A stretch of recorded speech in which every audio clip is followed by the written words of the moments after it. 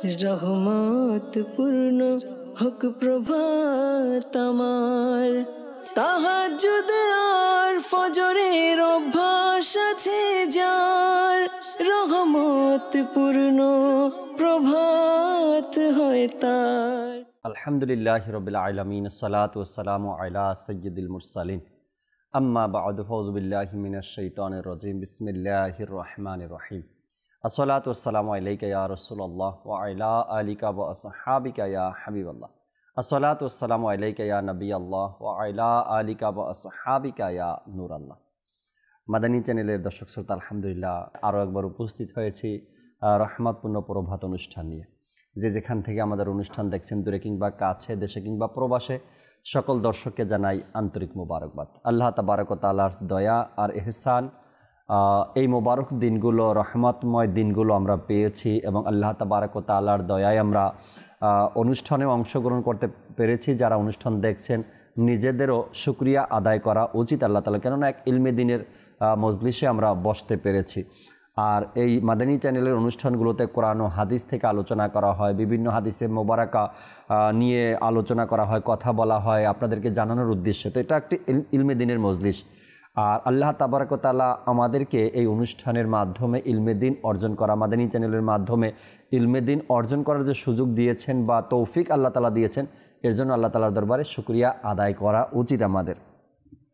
আজকের রহমতপূর্ণ প্রভাত অনুষ্ঠান ইনশাআল্লাহ তাআলা কোরআনে পাকের তেলাওয়াত, হামদে বারি তাআলা, নাতে রাসূলে মকবুল সাল্লাল্লাহু আলাইহি সাল্লাম শুনবো।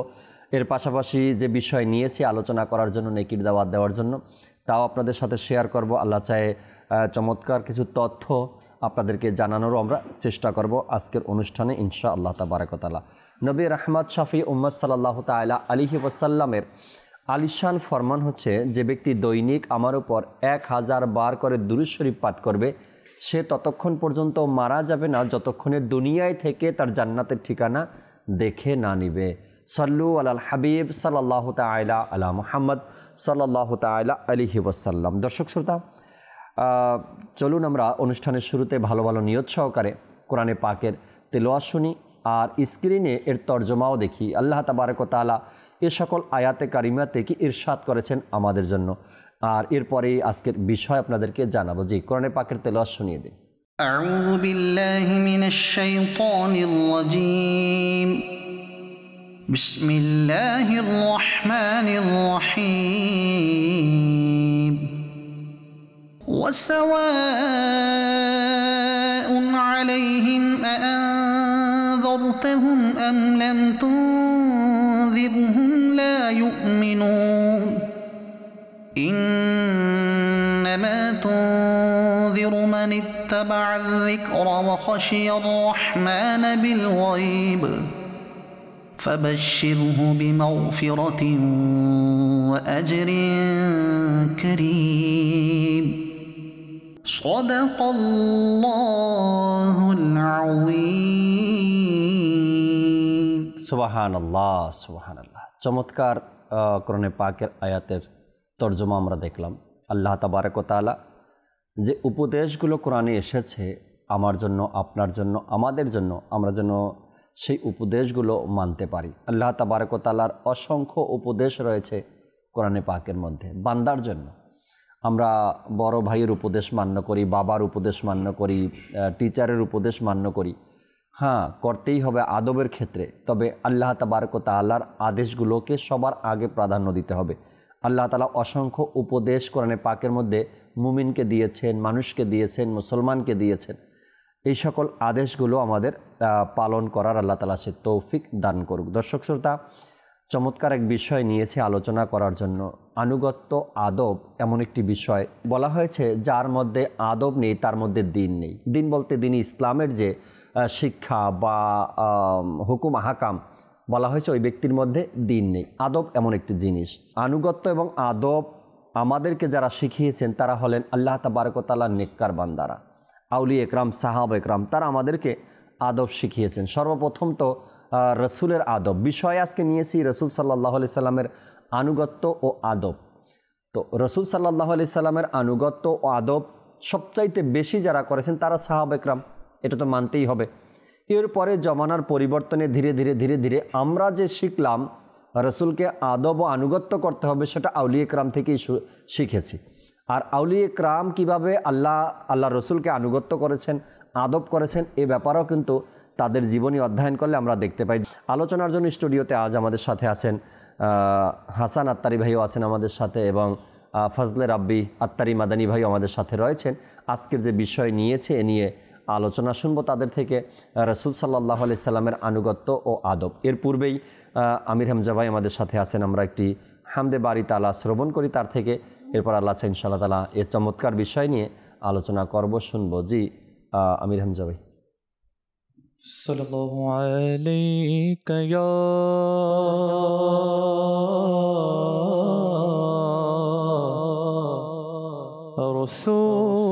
রাসূলুল্লাহ ওয়া সাল্লাম আলাইকা ইয়া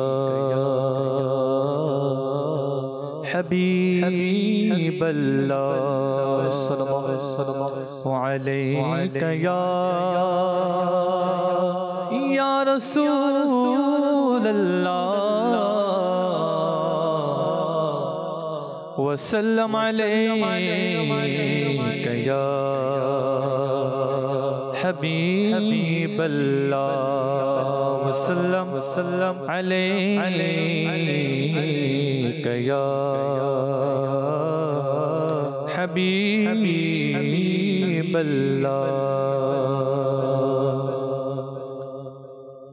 ওগো মৌলা মৌলা মৌলা, ওগো মৌলা মৌলা মৌলা, ওগো মৌলা মৌলা মৌলা, ওগো মৌলা মৌলা মৌলা, ওগো মৌলা মৌলা মৌলা, ওগো মৌলা মৌলা মৌলা, করো দয়া হে খোদা মহান মৌলা, করো দয়া হে খোদা মহান।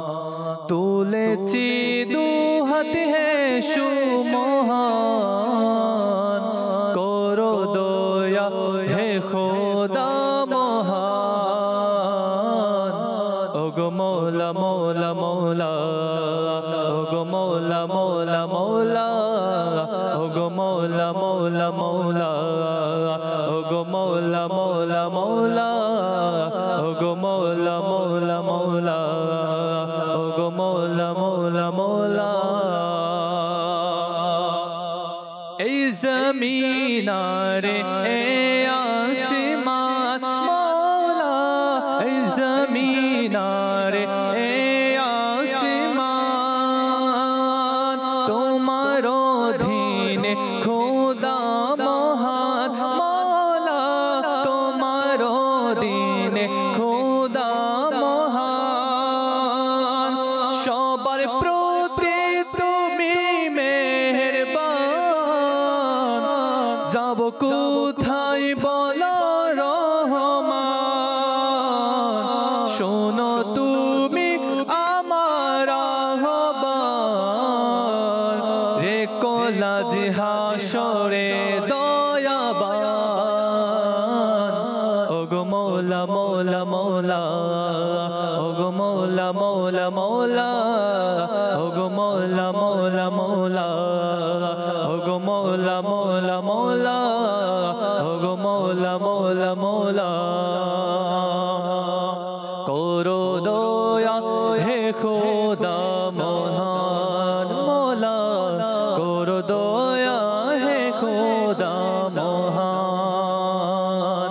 তুলেছি দু হাত হে সুমহান, তুলেছি দু হাত হে সুমহান, করো দয়া হে খোদা মহান। ওগো মৌলা মৌলা মৌলা, ওগো মৌলা মৌলা মৌলা, ওগো মৌলা মৌলা মৌলা, ওগো মৌলা মৌলা মৌলা। অতি মহান তোমার শান মান মৌলা, অতি মহান তোমার শান মান, করে সবাই তোমার গুণ সবাই তোমারই গুণগান। তুমি স্রষ্টা আমাদের ঈমান, তোমার উপমা নেই রহমান, তোমার কাছে আমার আহ্বান। করো গুনাহ ক্ষমা দয়াবান,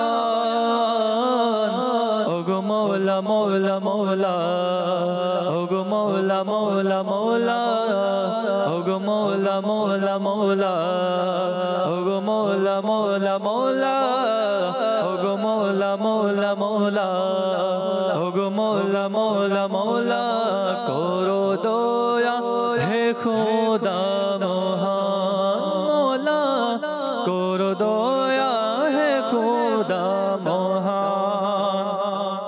তুলেছি দুহাত হে সুমহান, করো দয়া হে খোদা মহান।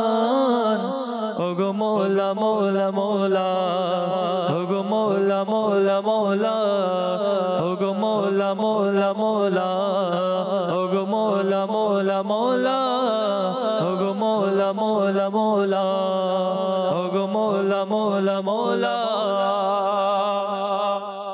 আমরা গরিব দুঃখী মুসলমান, আজ বিশ্বে মাঝে পেরেশান।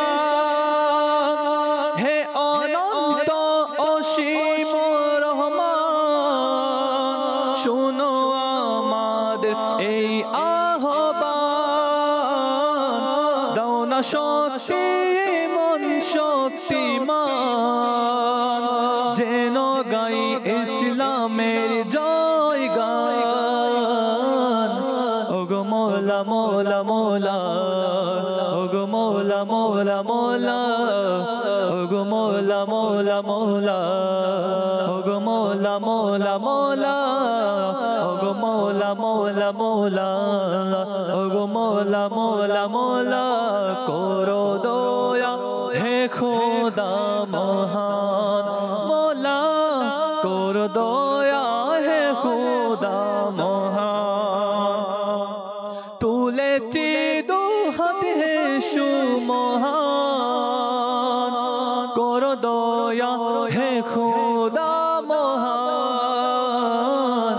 ওগো মৌলা মৌলা মৌলা, ওগো মৌলা মৌলা মৌলা, ওগো মৌলা মৌলা মৌলা, ওগো মৌলা মৌলা মৌলা। আল্লাহ সুবহানাল্লাহ। আল্লাহ তাবারক ওয়া তাআলার হামদ প্রশংসা, আল্লাহ তাআলার জিকির শুনতেছিলাম আমরা। আল্লাহ তাবারক ওয়া তাআলা যে জবান দিয়েছেন আমাদেরকে, এই জবান যেন এই পবিত্র কাজেই আমরা ব্যবহার করতে পারি। মানুষ প্রতিদিন হাজার হাজার শব্দ ব্যবহার করে, এমনও মানুষ পাওয়া যাবে হয়তো বা, যদি আমার ভুল না হয়, এই হাজার হাজার শব্দের মধ্যে রবের নাম, সৃষ্টিকর্তার শুকরিয়া, সৃষ্টিকর্তার জিকির হয়তোবা পুরো দিনে একবারও তার নসিব হয় না। এটাও একবার চিন্তা করা উচিত। আর অনেক মানুষ এমনও পাবেন সেই হাজার হাজার শব্দের মধ্যে বেশিরভাগ শব্দটাই আল্লাহ তাআলার প্রশংসায়, আল্লাহ তাআলার জিকির অতিবাহিত করে। কেউ জিজ্ঞাসা করলো কেমন আছেন, আলহামদুলিল্লাহ। কেউ জিজ্ঞাসা করলো আপনি কি দুপুরের খাবার বা সকালের খাবার খেয়েছেন, সে বলে আল্লাহ তাআলার দয়া আলহামদুলিল্লাহ, যথেষ্ট। কিন্তু আবার এটার উল্টা যদি দেখি, যারা হাজারো শব্দ বলে একটা শব্দ রবের নামের নেই, একটা শব্দের মধ্যেও আল্লাহ তাআলার জিকির নেই, জিজ্ঞাসা করবেন কেমন আছেন, বলবে ভালো। হ্যাঁ, প্রশ্নদাতার উত্তর তো হয়ে গেল, কিন্তু রবের শুকরিয়া কোথায় এখানে? যদি জিজ্ঞাসা করা হয় সকালে খেয়েছেন, জি। যারা চায় যে প্রশ্নকারীর প্রশ্নের উত্তরও হয়ে যাক, আল্লাহ তাআলার প্রশংসাও হয়ে যাক, আল্লাহ তাআলার জিকিরও হয়ে যাক, তারা একটু চেষ্টা করে, বাস আল্লাহ তাআলার জিকিরও করে নেয়, আল্লাহ তাআলার প্রশংসাও করে নেয়। কিন্তু সেই হাজার হাজার শব্দের মধ্যে যারা একটা শব্দ আল্লাহ তাআলার প্রশংসায় ব্যবহার করতে পারে না, তাদেরও একবার চিন্তা করা উচিত। এমনটা তো নয় আল্লাহ তাআলা আমার প্রতি নারাজ, তাই আমি আল্লাহ তাআলার প্রশংসা করতে পারছি না। এটাও বলাই হয়েছে যে যাদের প্রতি আল্লাহ তাআলা অসন্তুষ্ট তাদের সেজদা দেওয়ার তৌফিক হয় না, আল্লাহ তাআলার জিকির করার তৌফিক হয় না, তারা পারে না আল্লাহ তাআলার প্রশংসা করতে, যাদের প্রতি আল্লাহ তাআলা নারাজ। তো আল্লাহ তাআলা আমাদেরকে এই যে জবান দিয়েছেন এক নিয়ামত, এই জবানকে যেন আমরা আল্লাহ তাআলার জিকিরে, প্রশংসায়, এবং হামদে বারি তালায়, দুরুদ ও সালামে, নাতে রসুলে, কোরআনে পাকের তেলাওয়াতে যেন আমরা ব্যস্ত রাখতে পারি। আজকের যে বিষয় দর্শক নিয়েছি রাসূল সাল্লাল্লাহু তাআলা আলাইহি ওয়াসাল্লামের আনুগত্য ও আদব। ফজলে রাব্বি ভাই থেকে শুরু করতে চাই, কিছু আলোচনা শুনি, এরপরে হাসান ভাইয়ের কাছেও আসবো, নাতে রসুলও শুনবো আল্লাহ চাই ইনশাআল্লাহ তাআলা। জি ফজলে রাব্বি ভাই। আজকের বিষয়টা খুবই গুরুত্বপূর্ণ এবং অনেক সুন্দর একটি বিষয়, নবী করিম সাল্লাল্লাহু আলাইহি ওয়াসাল্লামের আনুগত্য এবং আদব। জি, মূলত আগেও বলেছিলাম যে দ্বীনে ইসলাম নামই হচ্ছে হুজুর সাল্লাল্লাহু আলাইহি ওয়াসাল্লামের আনুগত্য করার। জি, হুজুর সাল্লাল্লাহু আলাইহি ওয়াসাল্লাম যেটা হুকুম দেন সেটা মেনে নেওয়া, যা থেকে নিষেধ করেন সেটা থেকে বিরত থাকা, এটার নামই হচ্ছে ইসলাম। আল্লাহ পাক যুগে যুগে নবী রাসূলদেরকে প্রেরণ করেছেন এবং মখলুকের মানুষদের হিদায়াতের জন্য নবী রাসূলগণ আসতেন এবং আল্লাহ পাক যেই নবীকে যেই দায়িত্ব দিয়ে পাঠিয়েছেন দুনিয়াতে, প্রত্যেক নবী নিজের দায়িত্বের হক আদায় করেছেন, অর্থাৎ প্রত্যেকটা দায়িত্ব পালন করেছেন। আল্লাহ পাক যা যা দায়িত্ব দিয়েছেন সকল দায়িত্ব তারা পালন করেছেন এবং সর্বশেষে আমাদের প্রিয় নবী সাল্লাল্লাহু আলাইহি ওয়াসাল্লামকে আল্লাহ পাক পাঠিয়েছেন এবং কিয়ামত পর্যন্ত আর কোনো নতুন নবী আসবে না।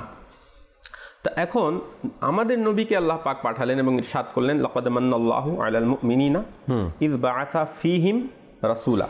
আল্লাহ পাকের অনেক বড় অনুগ্রহ হলো মুমিনদের উপরে যে আল্লাহ পাক তাদেরই মধ্য থেকে তাদের মাঝে একজন রাসূল প্রেরণ করে দিলেন। আচ্ছা, তো রাসূলের কাজ কি? বললেন ইয়াতলু আলাইহিম আয়াতিহি। রাসূল কি করেন? ওই তাদের মাঝে আল্লাহ তাআলার আয়াত পড়ে শোনান, আল্লাহ তাআলার আয়াত তিলাওয়াত করেন, শোনান। ওয়ায়ুযাক্কিহিম, এবং তাদেরকে পবিত্র করেন। সুবহানাল্লাহ।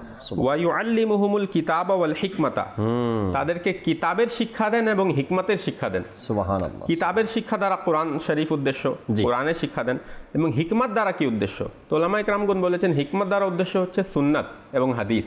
সুবহানাল্লাহ। অর্থাৎ কোরআনে পাকেরও শিক্ষা দেন এবং নিজের হাদিস এবং সুন্নাতেরও শিক্ষা দেন। ইন কানু মিন ক্বাবলু লাফি দালালিম মুবিন, যদিও তারা এর পূর্বে পথভ্রষ্ট ছিল, অর্থাৎ হুজুর সাল্লাল্লাহু আলাইহি ওয়াসাল্লাম এর দুনিয়াতে আসার পূর্বে এরা পথভ্রষ্ট ছিল। এদেরকে হিদায়াত হুজুর সাল্লাল্লাহু আলাইহি ওয়াসাল্লামের মাধ্যমে কি এরা পাচ্ছে, আল্লাহ পাক হুজুরের মাধ্যমে তাদেরকে হিদায়াত দিচ্ছেন।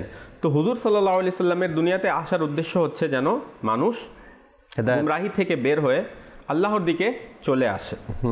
এবং আল্লাহ পাক তার হাবিবকে পাঠালেন এবং কোরআন শরীফে জায়গায় জায়গায় মুমিনদেরকে, লোকদেরকে ইরশাদ করলেন, ইয়া আইয়ুহাল্লাযীনা আমানু আতিউল্লাহ ওয়া রাসূলাহু, হে মুমিনগণ আল্লাহ এবং তার রাসূলের নির্দেশ মান্য করো। অর্থাৎ নিজের সাথে রাসূলের কথা বলেছেন, আমার কথাও মানো এবং আমার রাসূলের কথাও মানো, কেননা আল্লাহ এবং রাসূলের হুকুম মান্য করা একই জিনিস। তারপর আল্লাহ পাক বলেন, ওয়ামা আতাকুমুর রাসূলু ফাখুযুহু ওয়ামা নাহাকুম আনহু ফান্তাহু। ইরশাদ করলেন, এবং যা কিছু তোমাদেরকে রাসূল দান করবেন তা তোমরা গ্রহণ করে নাও, এবং যা থেকে রাসূল নিষেধ করবেন তা থেকে তোমরা বিরত থাকো। হুজুর যা দিবেন তা নাও, আর যা থেকে নিষেধ করবেন সেটা থেকে বিরত থাকো। তারপর এক জায়গায় বললেন, কুল আতিউল্লাহ ওয়ার রাসূলা, হে হাবিব আপনি বলে দিন যে হুকুম মান্য করো আল্লাহ এবং তার রাসূলের। জি, আনুগত্য মানে কি? হুকুম মান্য করা, যে যা হুকুম দিবে সেটা মান্য করা। তো হুকুম মান্য করো কার? আল্লাহ এবং রাসূলের।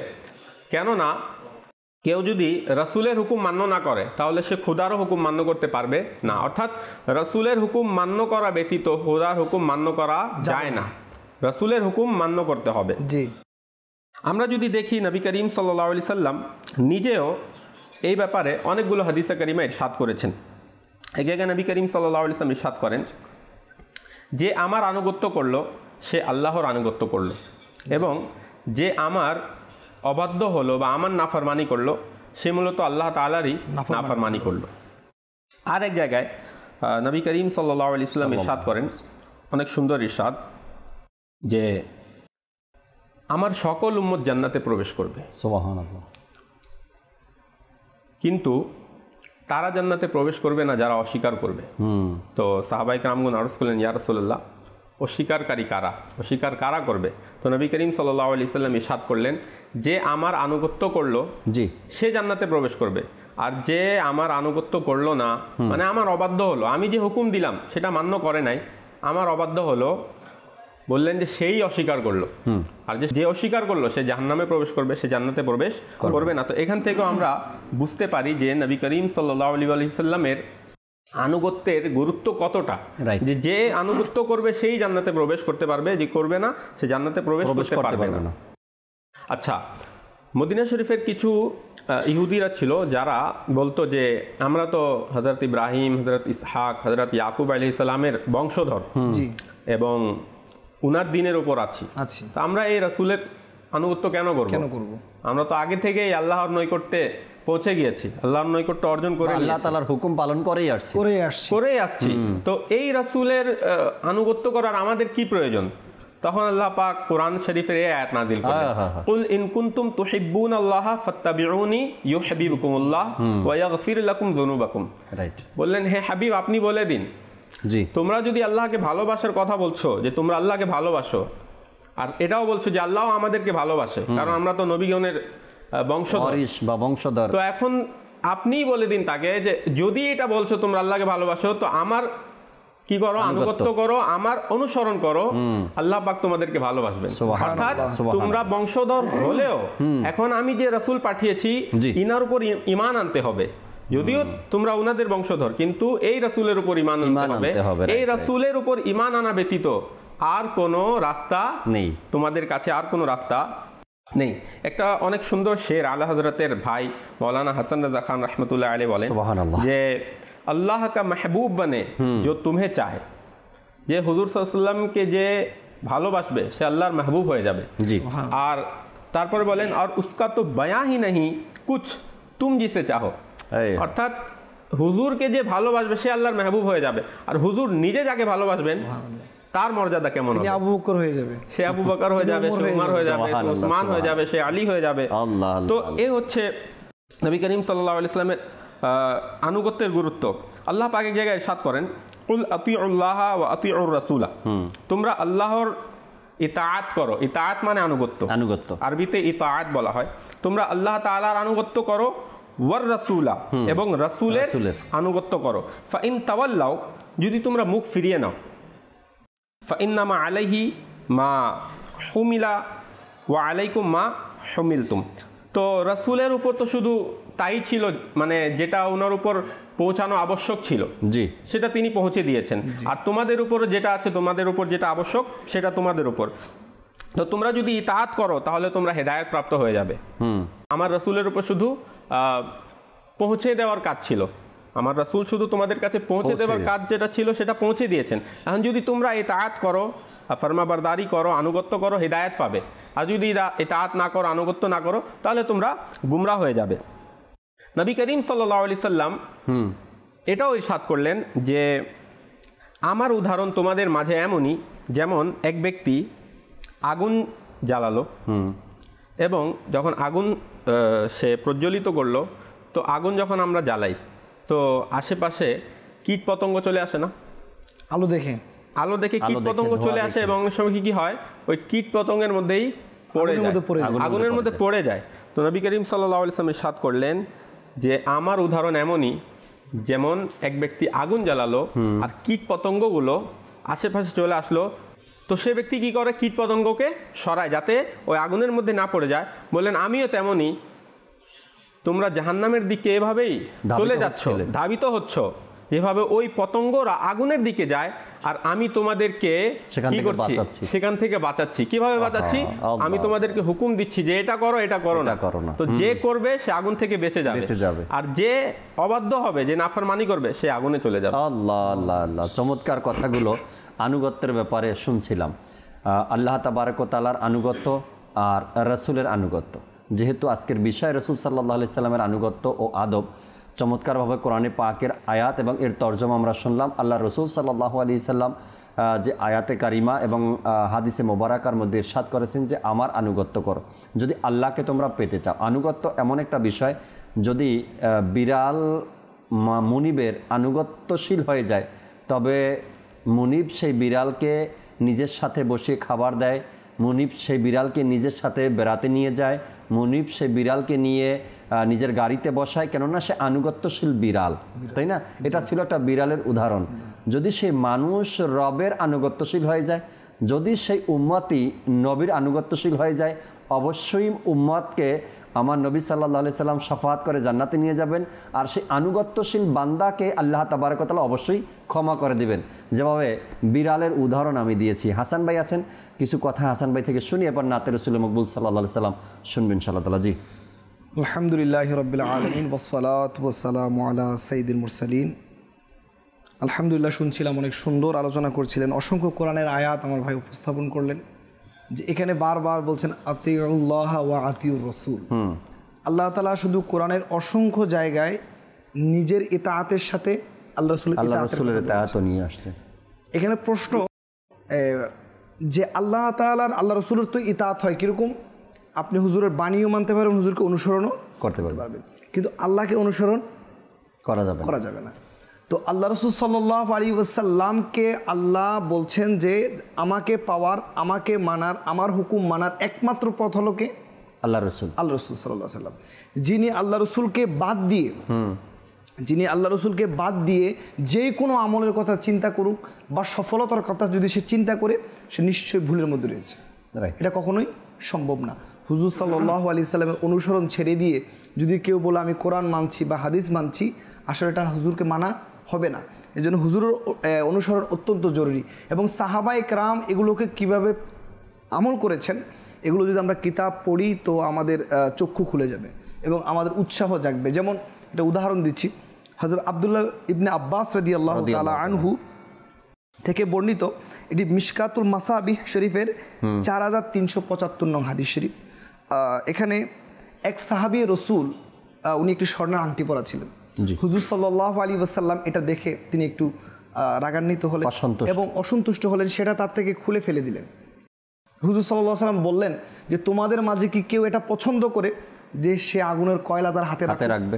তো স্বাভাবিক এটা কেউ পছন্দ করে না। যখন হুজুর সাল্লাল্লাহু আলাইহি ওয়াসাল্লাম সেখান থেকে চলে গেলেন, হুজুর তাশরিফ নিয়ে অন্য জায়গায় গেলেন, তখন ইনাকে অন্যান্য সাহাবায়ে কেরাম বলছেন আপনি একটা কাজ করেন, আপনি সেটা উঠিয়ে নেন, বিক্রি করে আপনি এটা থেকে উপকার গ্রহণ করেন। তিনি বললেন না, আমি এই কাজটা করব না, কারণ যেটা থেকে রসুল নিষেধ করেছেন, যেটা রসুল অপছন্দ করেছেন, সেটাকে আমি আর কখনো নিব না, যদিও কাজটা জায়েজ ছিল। কিন্তু সাহাবায়ে কেরামের আনুগত্য, হুজুরের প্রতি আদব, হুজুরের প্রতি ভালোবাসা, এগুলো কোনো মিসাল হয় না, এগুলো কোনো মিসাল আপনি আবার দেখাতে পারবেন না। এমনিই তো আমরা একটু মোহাব্বত দেখালে বলে হুজুর আপনারা একটু বেশি করে, এমনি আমরা একটু কী করি, বেশি করি। আসলে সাহাবায়ে কেরামের আনুগত্যের ধারে কাছেও আমরা যাওয়া সম্ভব না। উম্মে দারদা রাদিয়াল্লাহু তাআলা আনহা, উনি বলছেন হে আবু দারদা, তুমি কথা যখন কথোপকথন করো হাসো কেন? তোমাকে তো মানুষ বেকুব বলবে, বোকা বলবে, মানুষ সবসময় কি হাসে? আবু দারদা রাদিয়াল্লাহু তাআলা আনহু বললেন যে আমি হুজুর সাল্লাল্লাহু আলাইহি ওয়াসাল্লামকে দেখেছি যে হুজুর অধিকাংশ সময় মুস্কি হাসতেন এবং হুজুর যখন কথোপকথন করতেন তখনও মুস্কি হাসতেন। তো আমি হুজুরের এই অনুসরণকে অবশ্যই অনুসরণ করব, আমি এটাকে ছাড়বো না। মানুষ মন্দ বলুক ভালো বলুক, মানুষের দৃষ্টিতে বড় আল্লাহ এবং রসুলের দৃষ্টিতে কাজটা কেমন, রাইট? যদি হুজুর কবুল করে নেয়, যদি সেটা হুজুরের সুন্নাত হয়, তাহলে বুঝতে হবে এতে কোনো সন্দেহ নেই।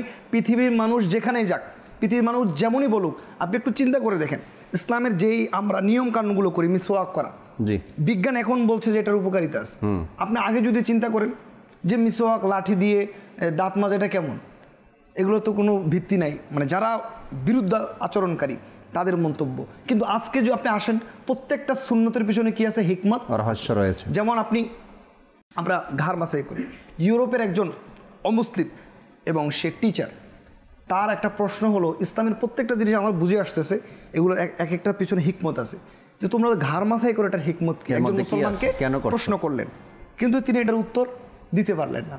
পরবর্তীতে ওই প্রফেসর ক্লাসের মধ্যে যখন ক্লাস করাচ্ছেন, তো তখন উনি যখন জানতে পারলেন যে যারা মানে প্রতিদিন মানে কয়েকবার ঘাড়ের মধ্যে পানি স্পর্শ করাবে, তো তারা মানসিক রূপ থেকে নিরাপত্তা পাবে। এটা যখন তিনি পড়লেন তখন বুঝলেন যে মুসলমানদের ঘাড় মাসাই করা এটাও অনর্থক না, এটার মধ্যে কি রয়েছে? হিকমত রয়েছে।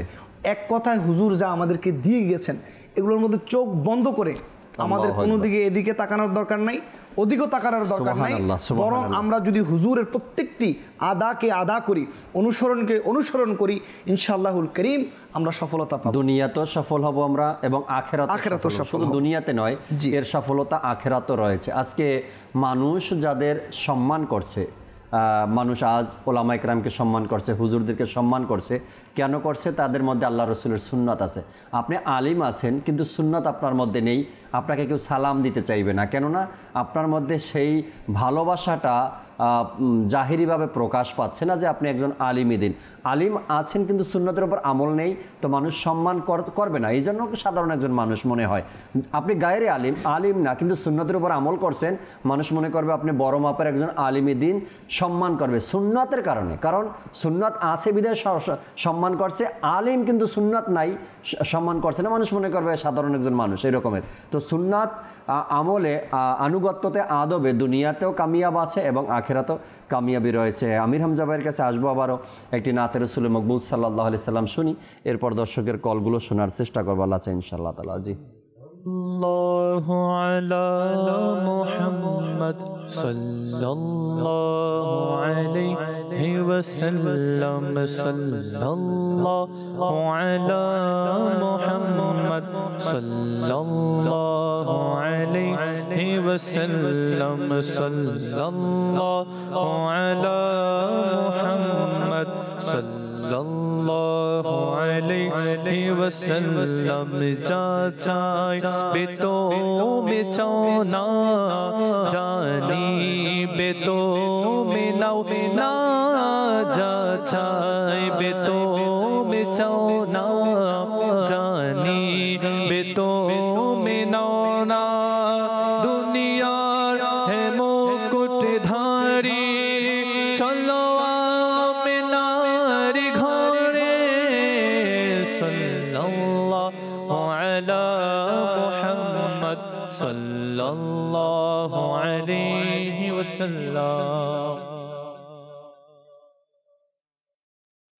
পারতাম যদি যেতে আমি প্রিয় নবীর দারে, পারতাম যদি যেতে আমি প্রিয় নবীর দারে, বলতাম মনের ব্যথা আমি প্রিয় নবীর দারে, বলতাম মনের ব্যথা আমি প্রিয় নবীর দারে, বলতাম মনের ব্যথা আমি প্রিয় নবীর দারে।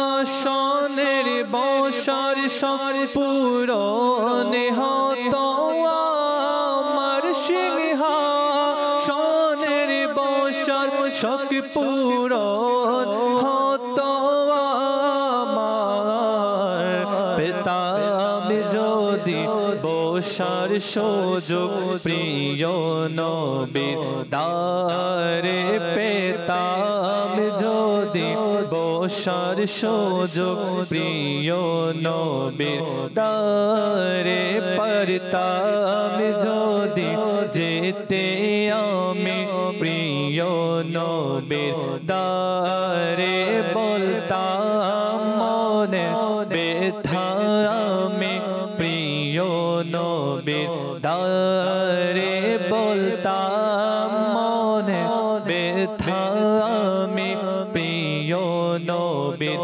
দারে।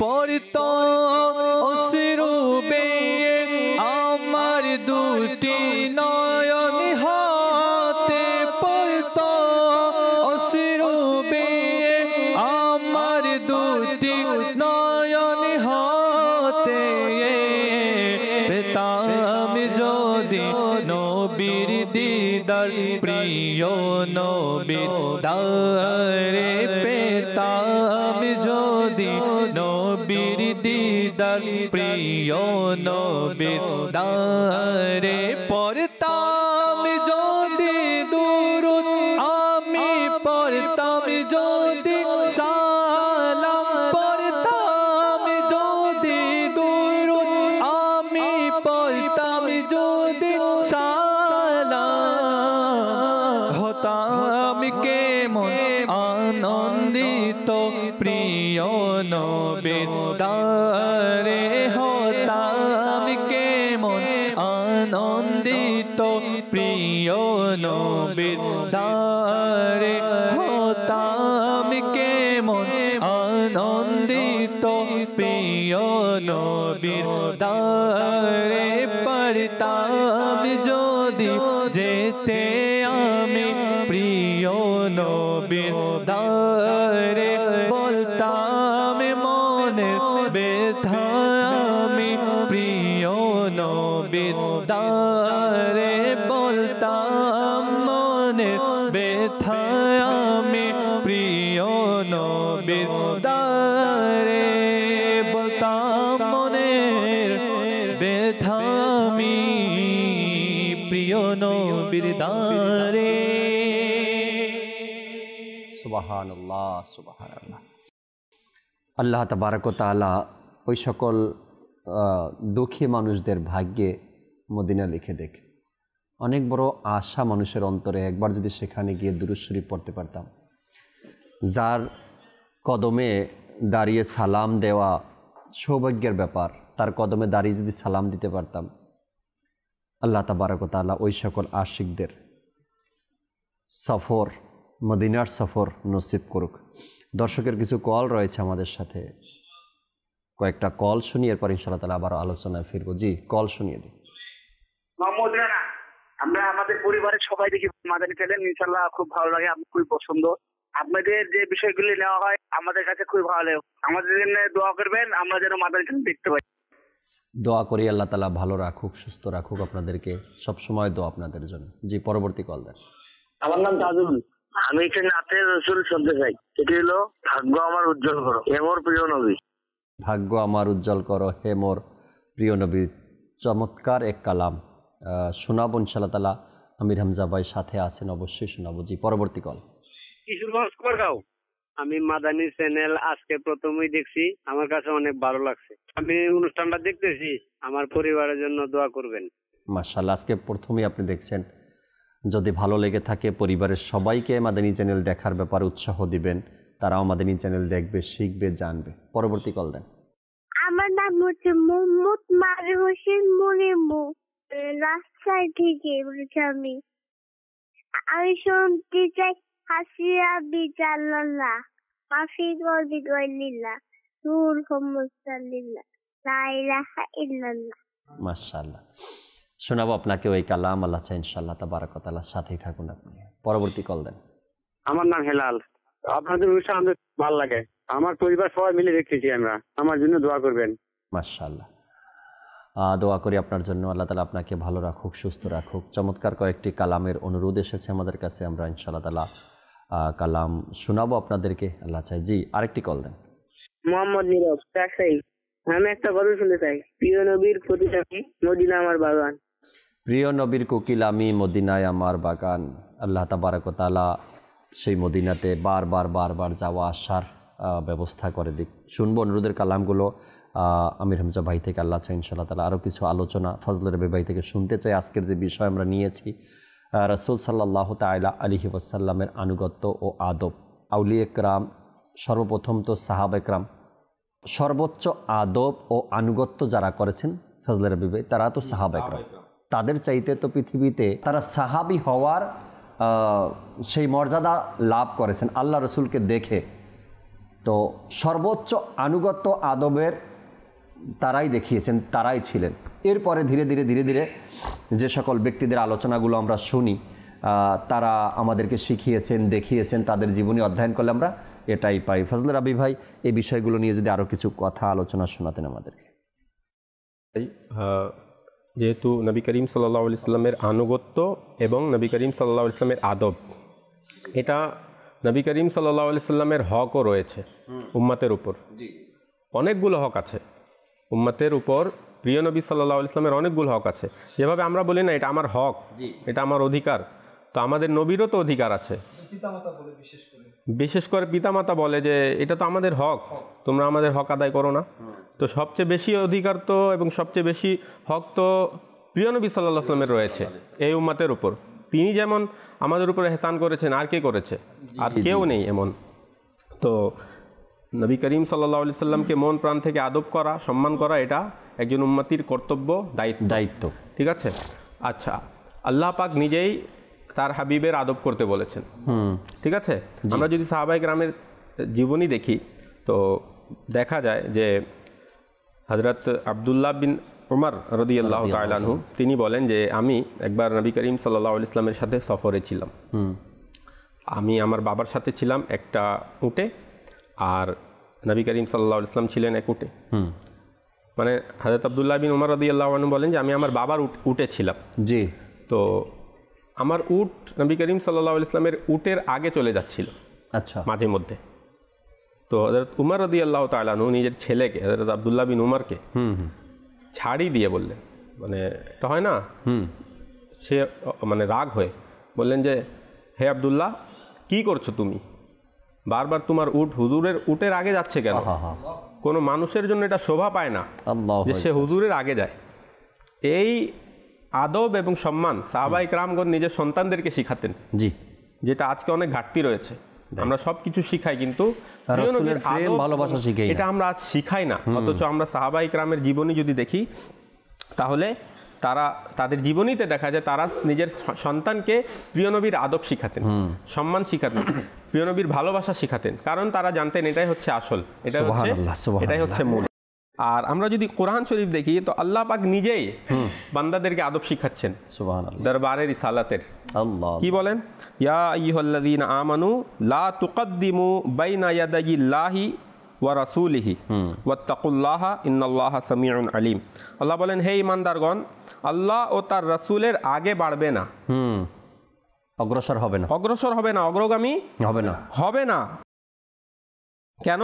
তোমাদের জন্য অপরিহার্য যেন মূলত তোমাদের থেকে কখনো নবী করিম সাল্লাল্লাহু আলাইহি ওয়াসাল্লাম থেকে অগ্রগামিতা সম্পন্ন না হয়, না কথা হয় না কাজে। কথার মধ্যেও আগে বাড়বে না, কাজের মধ্যেও আগে বাড়বে না। অগ্রগামী হওয়া নবী করিম সাল্লাল্লাহু আলাইহি ওয়াসাল্লামের প্রতি আদব ও সম্মানের পরিপন্থী।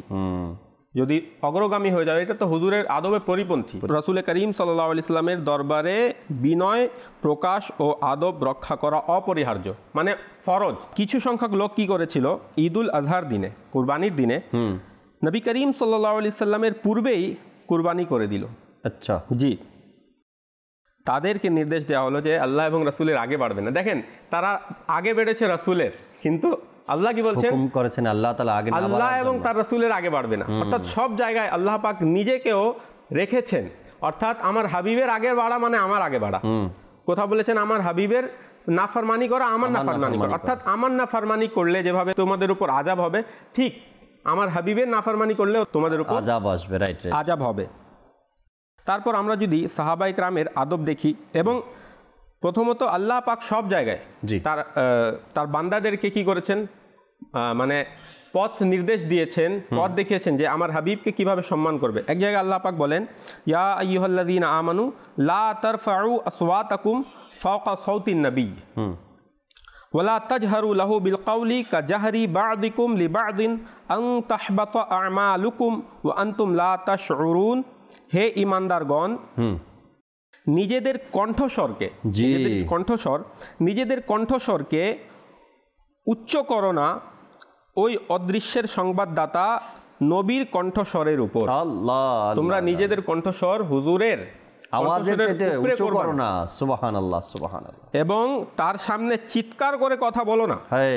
যেভাবে পরস্পরের মধ্যে কথা বলো, নিজেরা নিজেদের মধ্যে যেভাবে পরস্পরের মধ্যে চিৎকার চেঁচামেচি করো, হুজুরের সামনে এটা করো না।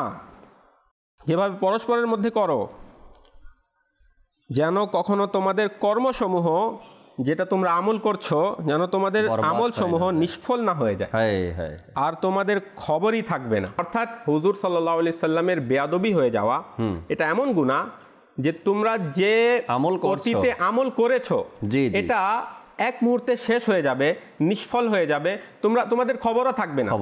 রাইট। আজ দেখেন অনেক মানুষ নাউযুবিল্লাহ প্রিয় নবীর গুস্তাখি করছে, প্রিয় নবী বেয়াদবি করছে, কিন্তু এটা মানতে রাজি না।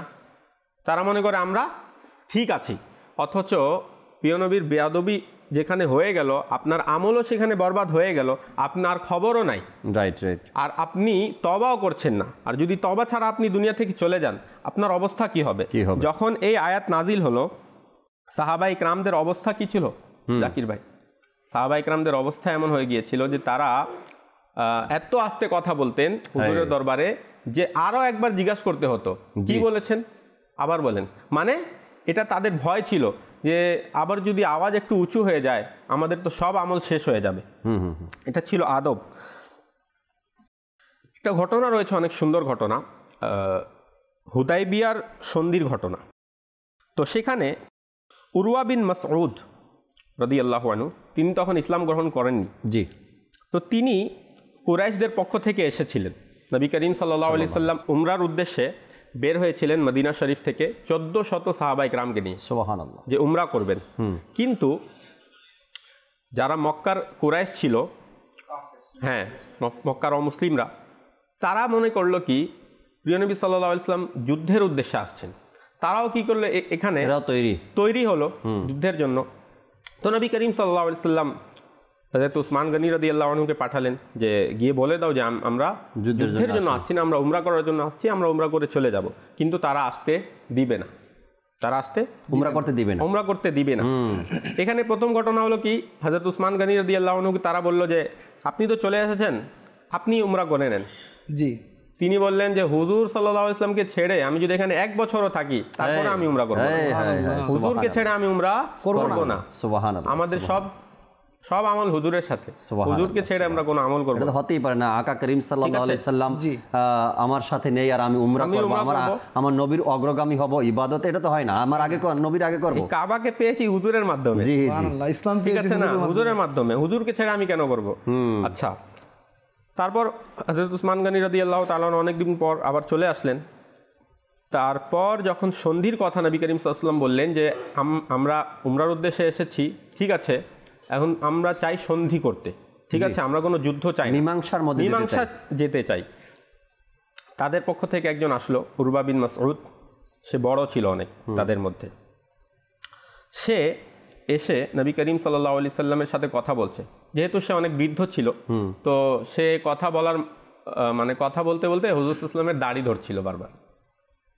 এদিক থেকে একজন সাহাবী হযরত মুগীরা ইবনে শুবা রাদিয়াল্লাহু আনহু, তিনি কি করলেন, নিজের তরবারির হাতে নিলেন, তরবারির যে হয় না যেটা আমরা ধরি, ওটা থেকে মারলেন, বললেন হাত সরাও হুজুর সাল্লাল্লাহু আলাইহি ওয়াসাল্লামের দাড়ি থেকে।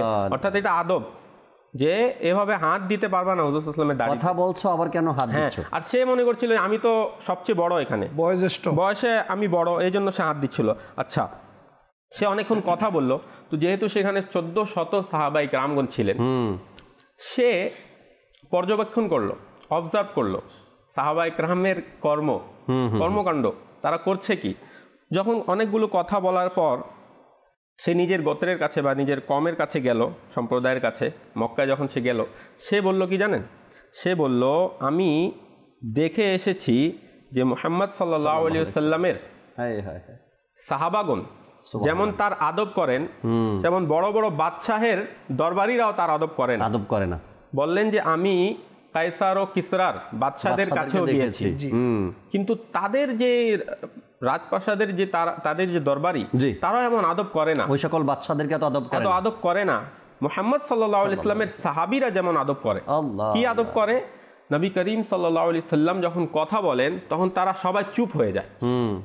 যেমন মনে করেন যদি একটা পাখি এসে বসে আবার উড়েও যাবে, তাদের খবর থাকবে না। রাসূলুল্লাহ এমন যখন কথা বলেন আর এমন ভাবে তারা শান্ত থাকে। আচ্ছা, তারপর বলেন যখন হুজুর সাল্লাল্লাহু আলাইহি ওয়াসাল্লাম কোনো কাজের হুকুম দেন সাথে সাথে করে, কে আগে করবে এটা নিয়ে, ঠিক আছে, সাথে সাথে করে। আচ্ছা, হুজুর সাল্লাল্লাহু আলাইহি ওয়াসাল্লাম যখন অজু করেন তো অজুর পানি যেটা হুজুর সাল্লামের অঙ্গ মুবারক থেকে অজুর পানি পড়ছে তারা জমিনে পড়তে দেয় না। এবং ওই অজুর পানি নিতে গিয়ে মনে হয় যে তাদের মধ্যে ঝগড়া লেগে যাবে, কে আগে নিতে পারে। হুজুর সাল্লাল্লাহু আলাইহি ওয়াসাল্লাম যখন থুথু মুবারক ফেলেন সেটাও জমিনে পড়ে না, সাহাবায়ে কেরামগণ সেটা হাতে নিয়ে নেন আর হাতে নিয়ে নিজেদের শরীরে মালিশ করেন, নিজেদের চেহারা মুবারকে লাগান। কোরআনের কোন আয়াতে আছে যে হুজুরের থুথু নিয়ে এভাবে করো, হুজুরের অজুর পানি নিয়ে এটা করো? আছে? এটা সাহাবায়ে কেরামের ইশক ছিল, ভালোবাসা ছিল। বুঝা গেল আল্লাহ পাক তো কোরআন শরীফে তার হাবিবের আনুগত্য করার এবং হাবিবকে সম্মান করার নির্দেশ দিয়েছেন, আর সাহাবায়ে কেরামগণ জানতেন যে এটাই সম্মান।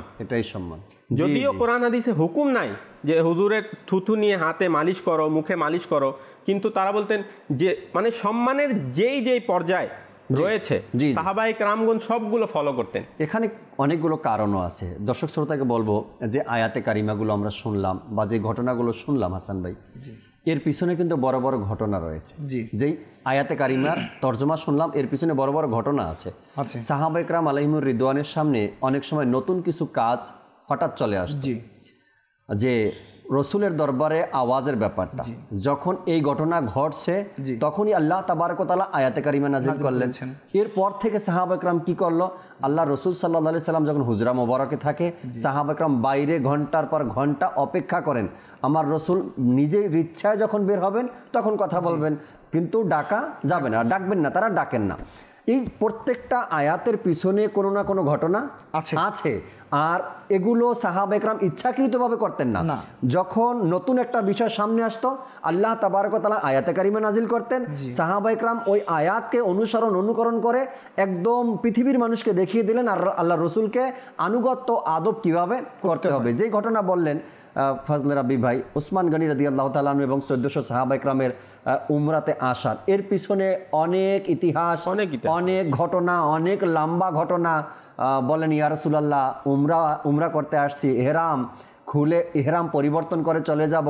আল্লাহ রসুল সেখানে বললেন আজকের এই যে কষ্টটা হয়তোবা ইসলামকে অনেক দূরে নিয়ে যাবে। তাই হয়েছে পরের বছর এমনভাবে ইসলামের শান ও মান বুলন্দ করে দিয়েছেন আল্লাহ তাবারক ওয়া তাআলা। ইতিহাস এটা। এবং জাকির ভাই এই ঘটনাতে আরেকটা মানে অনেক সুন্দর ঘটনা রয়েছে যে যখন সন্ধি হলো তো সন্ধি নামা লেখার জন্য মাওলা আলীকে হুজুর সাল্লাল্লাহু আলাইহি ওয়াসাল্লাম নির্দেশ দিলেন, সুবহানাল্লাহ, আলী সন্ধিনামা লেখো, চুক্তিপত্র লেখো। তো বললেন যে লেখো বিসমিল্লাহির রহমানির রহিম। তো কাফিররা বলল যে আমরা তো রহমানকে চিনি না, আপনারা লেখেন বিসমিকাল্লাহুম্মা, যেটা আপনারা আগেও আমাদের আর আপনাদের মধ্যে যে ইয়া ছিল আপনি এটাই লেখেন। তো হুজুর সাল্লাল্লাহু আলাইহি ওয়াসাল্লাম বললেন মাওলা আলীকে এটাই লেখো। তারপর বললেন যে লেখো মুহাম্মাদুর রাসূলুল্লাহর পক্ষ থেকে। তো তারা বলল যে আমরা যদি আপনাকে রাসূল হিসেবে জানতাম বা মানতাম তাহলে তো কোনো ঝগড়াই ছিল না, আল্লাহ তাআলা তাহলে আপনাকে আমরা উমরায় বাধা দিতাম না, ঠিক আছে? তো আপনি লেখেন মুহাম্মদ বিন আব্দুল্লাহ। তো হুজুর সাল্লাল্লাহু আলাইহি ওয়াসাল্লাম বললেন আমি মুহাম্মাদুর রাসূলুল্লাহ এবং মুহাম্মদ বিন আব্দুল্লাহ, অর্থাৎ আল্লাহর রাসূলও আমি এবং আব্দুল্লাহর সন্তান, সুবহানাল্লাহ। তারপর মাওলা আলী তো লিখে দিয়েছিলেন মুহাম্মাদুর রাসূলুল্লাহ। আচ্ছা, হ্যাঁ। তো হুজুর সাল্লাল্লাহু আলাইহি ওয়াসাল্লাম বললেন আলী এটাকে মুছে দাও এবং মুহাম্মদ বিন আব্দুল্লাহ লিখে দাও, কেননা এখানে সন্ধি হচ্ছে। তারা যেটা বলছে সেটা মানো, কারণ আপনি যেটা বললেন যে এটা আমাদের হকেই ভালো হবে আগে গিয়ে, তো তারা এখন যেটা বলছে যে শর্ত দিচ্ছে সেটা মেনে নাও। মাওলা আলী বললেন হুজুর আপনার নাম মুছতে পারবো না, এত বড় বেয়াদবি আমি করতে পারবো, এই বেয়াদবি আমি করতে পারবো না, অথচ হুজুর সাল্লাল্লাহু আলাইহি ওয়াসাল্লাম বলছেন যে আমার নাম মুছে দাও। তো মাওলা আলী বললেন যে এটাও কিন্তু ইশকের একটা মাকাম, ভালোবাসার একটা মাকাম, যে হুজুর বলছেন তারপরেও তিনি বললেন হুজুর আমি পারবো না, অর্থাৎ আদব এমন হুজুর আপনার নাম লিখে দিয়েছি আপনার নাম মুছতে পারবো না। তারপর হুজুর সাল্লাল্লাহু আলাইহি ওয়াসাল্লাম নিজেই নিজের নাম মুছে সেখানে মুহাম্মদ বিন আব্দুল্লাহ লিখে দিলেন। আল্লাহু আকবার। এটা হচ্ছে দেখেন সাহাবায়ে কেরামের ইশক। জি জি জি জি জি আজ আমরা তো বাস শুধু হয় না কি কাগজের বইয়ের পাতার মধ্যেই আমরা রয়ে গেছি, সেখান থেকে বের হওয়ার মতন সুযোগও এখন পর্যন্ত হয়তো বা পাচ্ছি না। সাহাবায়ে কেরামের ইশকে রসুলের কথা যখন শুনি, অনুরোধের কালামগুলো শুনে এরপরে আসবো আপনার কাছে ইনশাআল্লাহ তাআলা। জি আমির হামজা ভাই অনুরোধের কালামগুলো শোনান আমাদেরকে। প্রিয় নবীর গোলাম আমি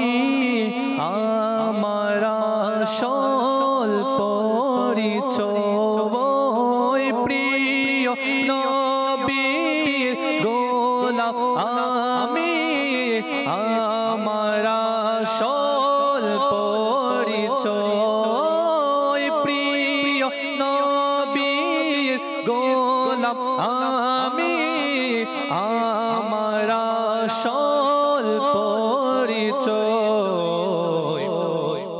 ভয় করি না কাউকে আমি তুমি থাকিতে হে নবী ভয় করি না কাউকে আমি তুমি থাকিতে হে নবী বলবো কারে মনের ব্যথা তুমি থাকিতে হে নবী বলবো কারে মনের ব্যথা তুমি থাকিতে হে নবী যাব আমি বলো কোথায় তুমি থাকিতে হে নবী যাব আমি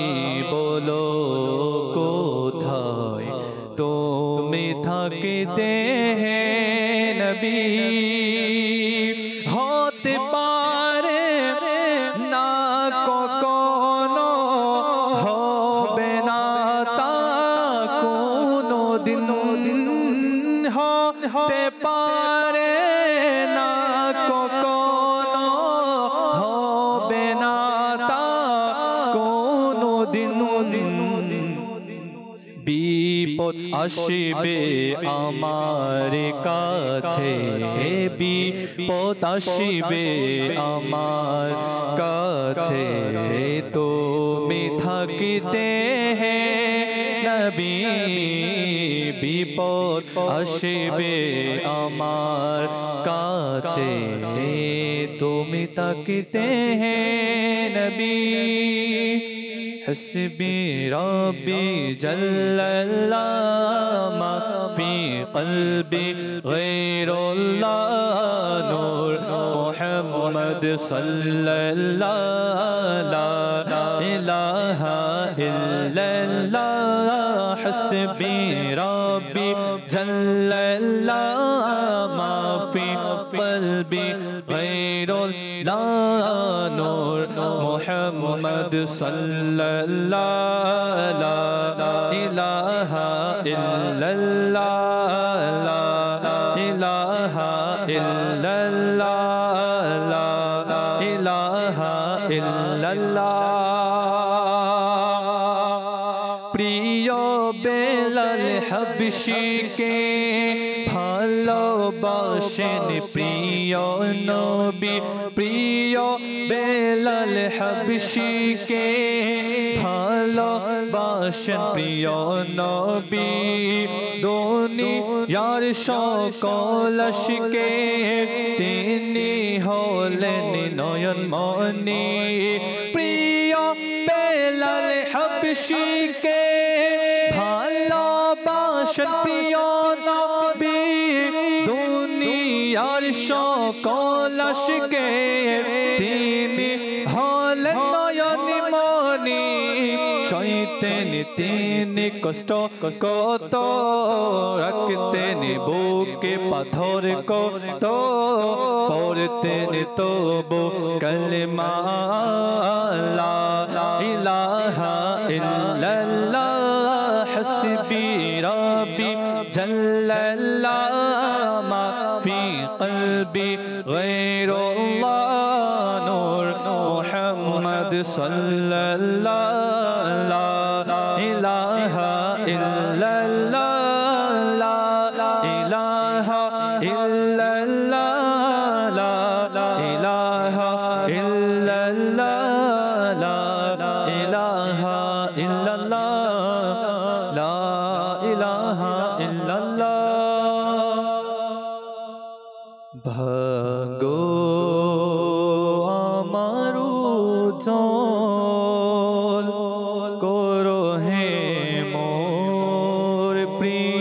নবী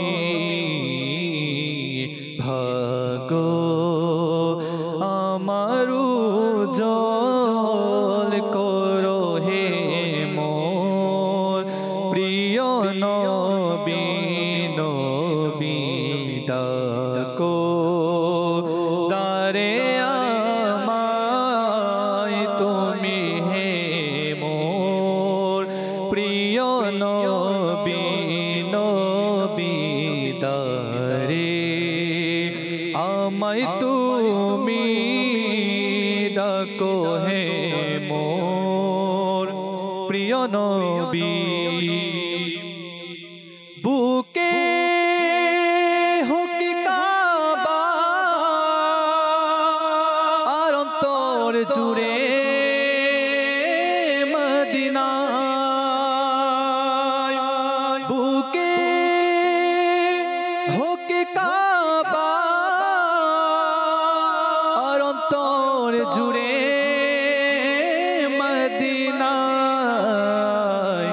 নয়নে গেথে যাক আমার হে মোর প্রিয় নবী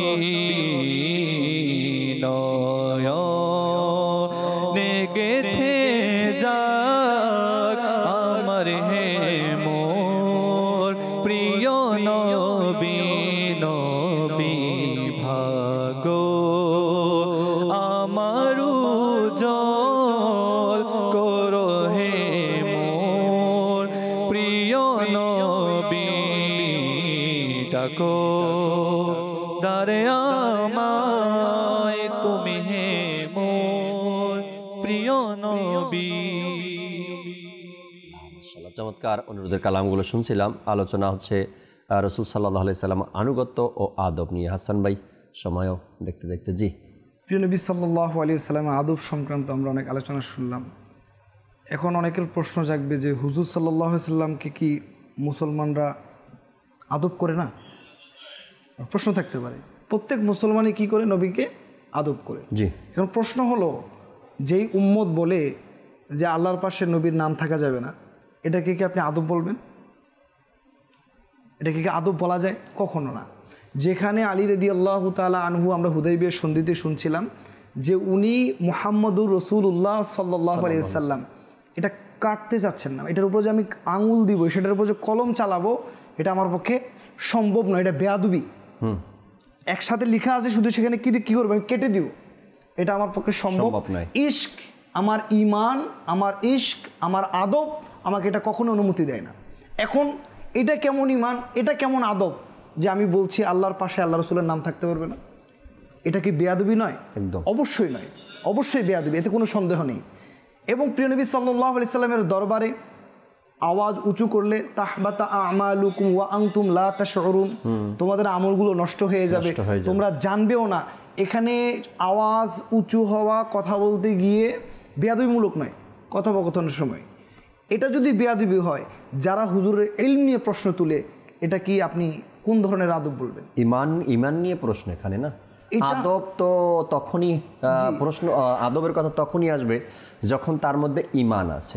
আপনি ঈমানদার, কিন্তু আপনাকে আদব রক্ষা করতে হবে। যখন এমন কোনো কথা বলেই দিল, ঈমান থেকে খারিজ হয়ে গেল, মুসলমান থেকে খারিজ হয়ে গেল, যতক্ষণ পর্যন্ত সে ফিরে না আসবে, অর্থাৎ এটা থেকে তওবা না করবে, ফিরে না আসবে, ততক্ষণ আর আদব দিয়েই বা সে কি করবে, তাই করবে, বিষয় তো এটা। জি। এরপরে আপনি এভাবে সাহাবায়ে কেরামের আমল একটা একটা যদি আমরা পর্যবেক্ষণ করি, মানে আমরা তো হুজুরের সাহাবায়ে কেরামরা যেভাবে আদব করেছেন, ধারে কাছে আমরা যেতে পারবো না, কখনোই না, সম্ভব না। আপনি সাহাবায়ে কেরামের গুলো দেখেন, যে ফজলে রাব্বি ভাই খুব সুন্দর করে বলছিলেন, হুজুর এগুলো শিখান নাই যে আমার আদব করার জন্য তোমরা কি করবা, আমার থুতু মুবারককে তোমরা শরীরে মালিশ করবা, পানিগুলোকে তোমরা বরকতান রেখে দেবা, আমার চুল মুবারক। আপনি এখন মানে ফিলহাল পুরো পৃথিবীতে অসংখ্য মিশরের কায়রো জাদুঘর সহ অসংখ্য জাদুঘরে হুজুরের আসবাবপত্র পাবেন, হুজুরের মুবারক জিনিসপত্র পাবেন। কারণ যেই বস্তুগুলো নবীদের সাথে সম্পর্কিত হয়ে যায়, সেগুলোর আদব করাও জরুরি। জি। আপনি কোরআনের মধ্যে হযরত ইউসুফ আলাইহিস সালামের কামিজ, ওনার পোশাক মুবারক, এটাকে বলছেন যে আমার আব্বাজানের চক্ষুর মধ্যে স্পর্শ করলে আমার আব্বাজান কি করবেন? অর্থাৎ নবীরা তো সাধারণ নয়, বরং নবীদের সাথে যেই বস্তুগুলো সম্পর্কিত হয় সেগুলোর আদব করতে হবে। নবীর আদব তো জরুরি, প্লাস নবীর সাথে যেই বস্তুগুলো সম্পর্কিত হবে সেগুলোর আদব করাও জরুরি, যেটা সাহাবা কেরাম করে দেখিয়েছেন। এখন এটা কোন আদব? আপনি বলছেন যে রসুলের জন্য দাঁড়াইলে তো আল্লাহর জন্য দৌড়াতে হবে, গাছে উঠে যেতে হবে, এটা তো নব্য জাহেলিয়াত কথাবার্তা। যদি আমরা কোরআন ও হাদিসের দিকে তাকাই বা শরীয়তের দিকে তাকাই বা ইসলামের নীতিমালার দিকে তাকাই, তবে সাহাবা একরাম আলাইহিমুর রিদওয়ানরা যা করে গেছেন আমাদের জন্য সেটাই দলিল। সাহাবা একরাম যে ইশকের পরিচয় দিয়ে গেছেন, সাহাবা একরাম যে আনুগত্যের পরিচয় দিয়ে গেছেন, সাহাবা একরাম যে আদবের পরিচয় দিয়ে গেছেন, এটাই আমাদের জন্য অনেক বড় দলিল বা অনেক বড় বলতে পারি সাপোর্ট আমাদের জন্য। সাহাবা একরাম আলাইহিমুর রিদওয়ানের ঘটনা দেখেন, সফরের রাত্রে যখন আল্লাহ রসুল হিজরত করলেন, তো সিদ্দিক আকবর রাদিয়াল্লাহু তাআলা আনহুর ইশক বলে যে আমি কখনো সামনে যাই কখনো পিছনে যাই, একদম সুপরিচিত ঘটনা। তো সেখানে আপনি কি বলবেন, কোনটা বলবেন? সাহাবা একরাম আলাইহিমুর রিদওয়ানের চাইতে কি আপনার অন্তরে আল্লাহ রসুলের ভালোবাসা বেশি? কখনোই না। সিদ্দিক আকবর রাদিয়াল্লাহু তাআলা আনহু হিজরতের রাত্রে কখনো আগে যান, কখনো পিছে যান, কখনো ডানে কখনো বামে। তো আল্লাহ রসুল জিজ্ঞাসা করলেন কি ব্যাপারটা কি এখানে? তো সিদ্দিক আকবর বলে, ইয়া রাসূলুল্লাহ, আমার যখন মন বলে হয়তোবা শত্রু বাহিনীর সামনে থেকে আসতেছে তো আমি সামনে যাচ্ছি। এটা ছিল সিদ্দিক আকবর রাদিয়াল্লাহু তাআলা আনহুর ইশক, ভালোবাসা, যে যদি কোনো আঘাত আসে, তীর আসে, তবে যেন সেটা আগে সিদ্দিকের উপরে আগে আসে। তো এই যে বিষয়গুলো সাহাবা একরাম আলাইহিমুর রিদওয়ানরা যেটা রেখে গেছেন, তাদের আনুগত্য আদব, সেটা আমাদের জন্য অনেক বড় দলিল। আজকের যে প্রোগ্রামের বিষয় রাসূল সাল্লাল্লাহু আলাইহি সাল্লামের আনুগত্য আদব, আমরা সর্বপ্রথম এই বিষয়গুলো যখন শিখতে চাই তখন সাহাবা একরামের জীবনী অধ্যয়ন করব। এরপরে আউলিয়া একরামের জীবনী আমরা অধ্যয়ন করি যে তারা আল্লাহর রসুলকে কিভাবে আনুগত্য ও আদব করেছেন। আল্লাহ তাবারক ওয়া তাআলা বোঝার এবং আমল করার তৌফিক দিক। আমিন বিজাহিন নবিল আমিন সাল্লাল্লাহু আলাইহি সাল্লাম। আগামী পর্বে আবারও নতুন একটি বিষয় নিয়ে আলোচনা করার চেষ্টা করব। ততক্ষণ মাদানী চ্যানেলের সাথেই থাকুন। আসুন আমরা যেখানে আছি দাঁড়িয়ে সালাতু সালাম পাঠ করি। या नबी सलाम अलैका, या रसूल सलाम अलैका, या हबीब सलाम अलैका, सलावतुल्लाह अलैका, या नबी सलाम अलैका, या रसूल सलाम अलैका, या हबीब सलाम अलैका, सलावतुल्लाह अलैका। যখন হবে তোমার দিদার, তখনই দেহ হবে আমার, যখন হবে তোমার দিদার, তখনই হবে আমার, আমার স্বপ্নে সোনা মদনী মদিনে वाले, या नबी सलाम अलैका, सलाम अलैका, या हबीब सलाम अलैका, सलावतुल्लाह अलैका।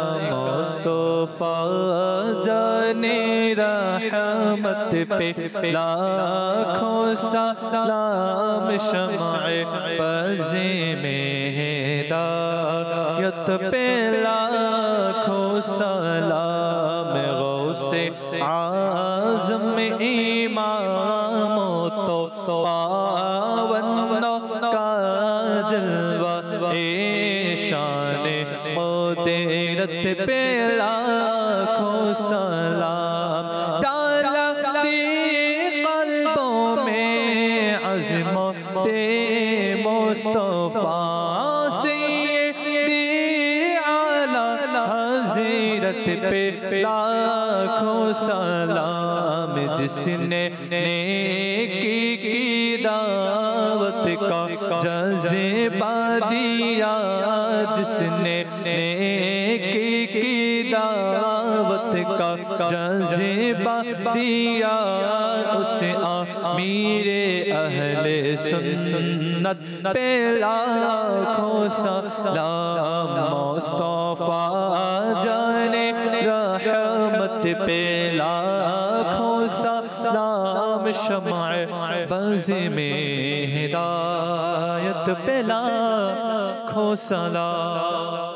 अस्सलातु वस्सलामु अलैका या रसूलल्लाह, अस्सलातु वस्सलामु अलैका या हबीबल्लाह, सुब्हानका अल्लाहुम्मा व बिहम्दिका ला इलाहा इल्ला अंता अस्तगफिरुका व अतूबु इलैक, सुब्हानका अल्लाहुम्मा व बिहम्दिका ला इलाहा इल्ला अंता अस्तगफिरुका व अतूबु इलैक, सुब्हानका अल्लाहुम्मा व बिहम्दिका ला इलाहा इल्ला अंता अस्तगफिरुका व अतूबु इलैक। अस्सलातु वस्सलामु अलैका या नबी अल्लाह व अला आलिका व अस्हाबिका या नूर अल्लाह, ला इलाहा इल्लल्लाहु मुहम्मदुर रासूलुल्लाह सल्लल्लाहु अलैहि वसल्लम। रहमत पूर्ण হক প্রভাত আমার, তাহাজ্জুদ আর ফজরের অভ্যাস আছে যার, রহমত পূর্ণ প্রভাত হয় তার।